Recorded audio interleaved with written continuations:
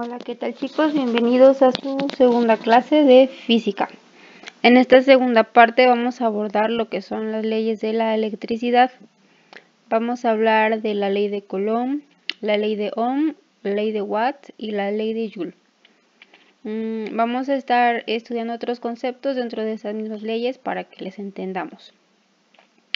Entonces, empecemos con la ley de Coulomb.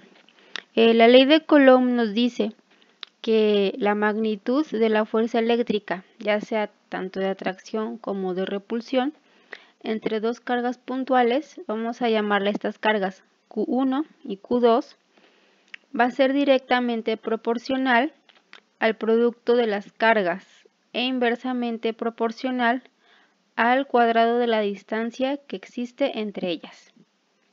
Esto se va a cumplir solo en el vacío o cuando hay distancias muy pequeñas en el aire.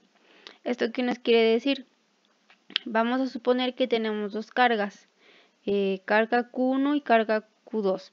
Aquí en este caso las cargas en azul van a ser positivas. Y si recordamos, cargas con signos iguales se repelen. Y cargas con signos contrarios se atraen.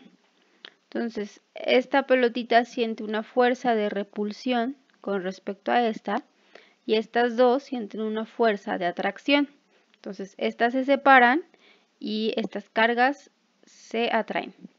La forma de escribir la ley de Coulomb es decir que la fuerza eléctrica va a ser igual a una constante K, de la cual vamos a hablar en los problemas, por el producto de ambas cargas e inversamente proporcional al cuadrado de la distancia.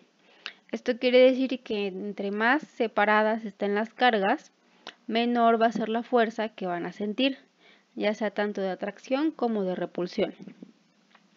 Entonces, aquí hago mención del vacío o en el aire. Pero, ¿qué pasa cuando tenemos otro tipo de material?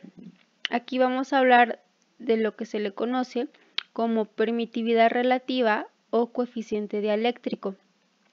Este coeficiente dialéctrico va a ser la relación que existe entre la magnitud de la fuerza eléctrica F, entre dos cargas en el vacío, y la magnitud de la fuerza eléctrica F de estas mismas cargas, pero que están dentro de un medio o de una sustancia aislante. Entonces, este coeficiente dialéctrico es la relación que existe entre la fuerza de estas cargas en el vacío sobre las fuerzas de estas mismas cargas, pero dentro de un medio distinto al vacío. Entonces, la primera parte de lo que estuvimos hablando, bueno, esta parte de la ley de Coulomb y lo que vimos la clase pasada, estábamos hablando de electricidad estática, de electrostática, es decir, cargas que están en reposo. Ahora vamos a adentrarnos en el tema de la electricidad en movimiento o electrodinámica. Entonces tenemos que empezar con el concepto de corriente eléctrica. La corriente eléctrica es un movimiento o flujo de electrones a través de un conductor. Aquí supongamos que tenemos un conductor. Aquí tenemos cargas positivas que se están moviendo y cargas negativas que se mueven hacia el lado contrario. Aquí vamos a empezar a hablar un poco sobre los circuitos. El sentido de la corriente es del polo o terminal negativa al polo positivo. Y sin embargo, el sentido convencional de la corriente se considera al revés, que va de positivo a negativo. Entonces, el movimiento de los electrones va del polo negativo, si se fijan las flechitas azules, al polo positivo. Sin embargo, convencionalmente, cuando se hacen cálculos, el sentido de la corriente decimos que va del positivo al negativo. De acuerdo, el sentido real es el que está marcado por las flechitas azules y el sentido convencional es el que está marcado por las flechitas rojas. Entonces, la corriente eléctrica se va a transmitir por estos conductores a la velocidad de la luz. Entonces va bastante rápido. Después tenemos dos tipos de corrientes eléctricas. Tenemos la corriente continua o CC, y la corriente alterna, que se abrevia como CA. La corriente continua se origina cuando el campo eléctrico permanece constante, es decir, que no hay cambios. Los electrones siempre se van a mover en el mismo sentido. Si nos fijamos en la figura que está al lado, tenemos que nuestros electrones se están moviendo hacia el lado derecho. Entonces, la gráfica que se forma es una línea recta, porque todos siguen el mismo lado, el mismo sentido. Después, en la corriente alterna, tenemos que el campo va a estar cambiando de sentido. Como dice, alterna, alternándose. Los electrones van a oscilar de un lado a otro en el conductor. Entonces aquí tenemos unos electrones que van a la izquierda y luego se regresan a la derecha y así sucesivamente. Entonces aquí la gráfica que se forma es una gráfica sinusoidal. ¿De acuerdo? Entonces aquí tenemos una línea recta y aquí tenemos una gráfica sinusoidal. Ahora, ya que tenemos una corriente, nos interesa entender la intensidad de la corriente. La intensidad de la corriente se define como la cantidad de carga que pasa por cada sección de un conductor en un segundo. Si nos fijamos en la figura que está a la izquierda, tenemos un conductor con pocas cargas. Entonces aquí podemos decir que hay menor intensidad de corriente. Sin embargo, en el otro podemos ver que en el mismo segmento o en la misma sección hay más cantidad de cargas, por lo tanto tiene mayor intensidad de corriente. Entonces lo podemos escribir con la letra I de intensidad, va a ser igual a la carga que pasa por una sección de un conductor por segundo. La unidad de intensidad se le va a conocer como ampere y va a ser denotado por la letra A. Entonces, un ampere va a equivaler al paso de una carga de un coulomb a través de una sección de un conductor en un segundo. Entonces, una carga en un segundo a través de un conductor es equivalente a un ampere. Ahora vamos a hablar un poco de la fuerza electromotriz o FEM.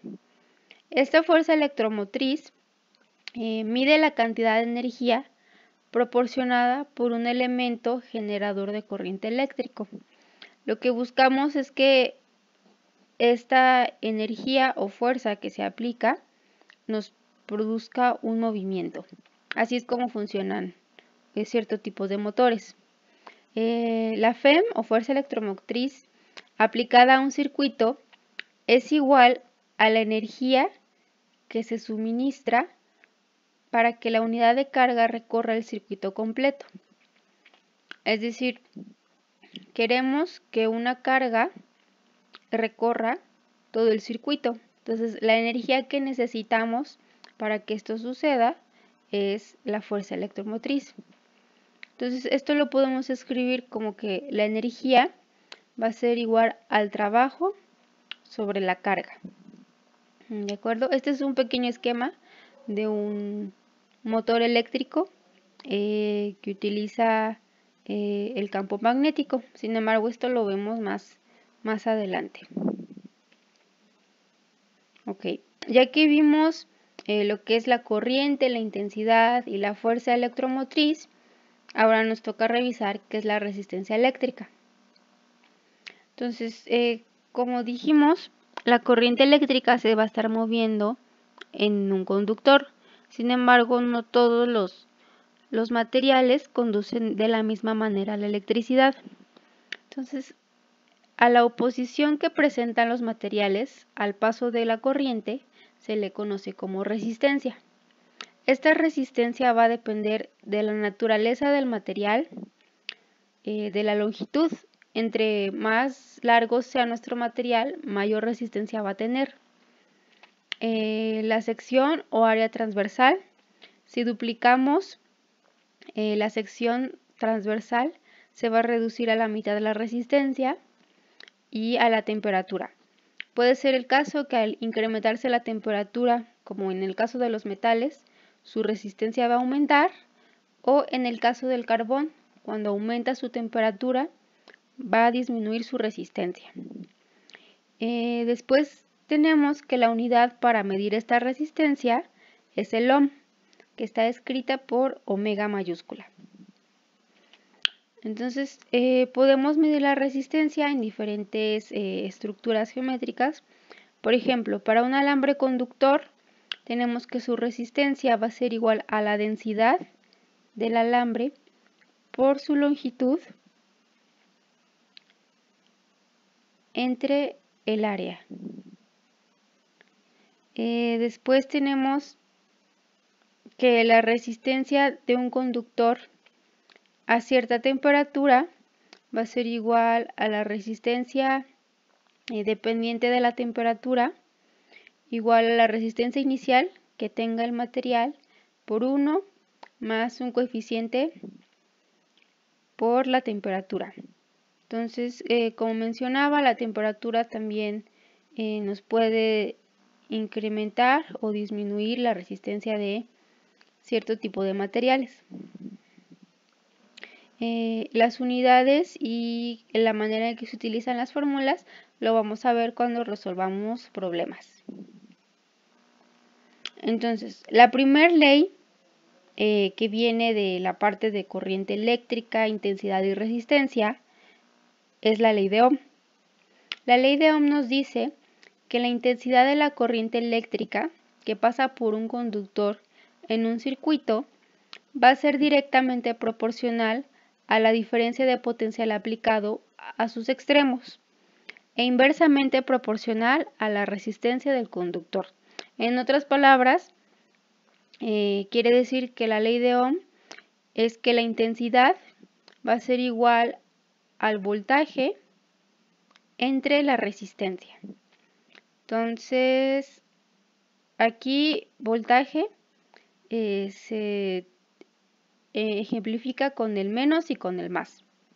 Después la resistencia es estas pequeñas rayitas que están aquí y la I es la corriente que fluye a través de este pequeño circuito. Este pequeño círculo nos ayuda a despejar de manera más sencilla.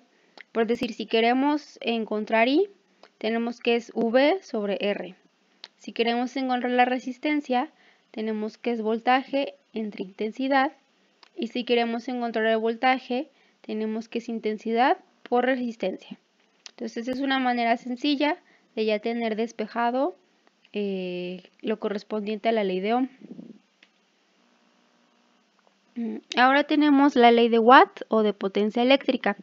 No sé si alguna vez han escuchado en el radio que dice 100.000 watts de potencia. A eso se refiere, a los watts. Entonces, el watt es la rapidez con la que se efectúa un trabajo. O sea, qué tan rápido estamos realizando un trabajo. La potencia consumida por la carga va a ser directamente proporcional al voltaje suministrado y a la corriente que circula por este.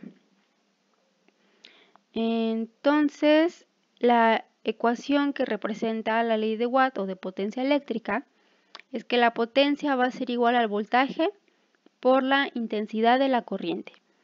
Igual aquí tenemos un pequeño triangulito que nos ayuda a encontrar más fácilmente en los despejes. Por decir, si queremos potencia, solo es multiplicar el voltaje por la intensidad. Si queremos voltaje, sería la potencia entre la intensidad.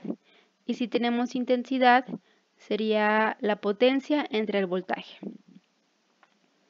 Entonces, en la vida diaria, esto se utiliza a la hora de comprar algún aparato. Por decir, el refrigerador o el horno de microondas, vienen indicados cuántos watts de potencia tienen o cuánto consume un aparato de energía en un segundo. Esto se define como el trabajo o la energía va a ser igual a la potencia por el tiempo. Su unidad por lo general es watt segundo, pero es más usado el kilowatt por hora. Entonces pueden revisar en su refri o en su horno de microondas cuántos kilowatt por hora tiene. También cuando reciben el recibo de luz, ahí aparece cuántos kilowatt se consumieron durante un cierto periodo de tiempo y con eso saben cuánto tienen que pagar. Ahora, la ley de Joule nos dice que el calor producido por una corriente eléctrica al circular a través de un conductor va a ser directamente proporcional al cuadrado de la intensidad de la corriente, a la resistencia y al tiempo que dura circulando la corriente. Entonces tenemos que se va a producir calor gracias a una corriente eléctrica y esta corriente eléctrica circula a través de un conductor y esta corriente tiene que ver con la intensidad, la resistencia y el tiempo que dura la corriente moviéndose. Entonces la forma de escribir la ley de Joule es la siguiente. Q, que es el calor producido, va a ser igual a 0.24, esta es una constante, por la intensidad al cuadrado, por la resistencia, por el tiempo que dura circulando la corriente. Y bueno, esto sería la parte 2 del curso de física. Si se fijan, solo son las leyes que describen la electricidad. Y bueno, ya la siguiente clase, nuestra tercera clase, ya se dedicaría a la resolución de problemas. Entonces, cualquier duda que tengan, algo que quieren que explique a mayor profundidad, pues me pueden preguntar con toda confianza. Nos vemos, chicos, que estén bien.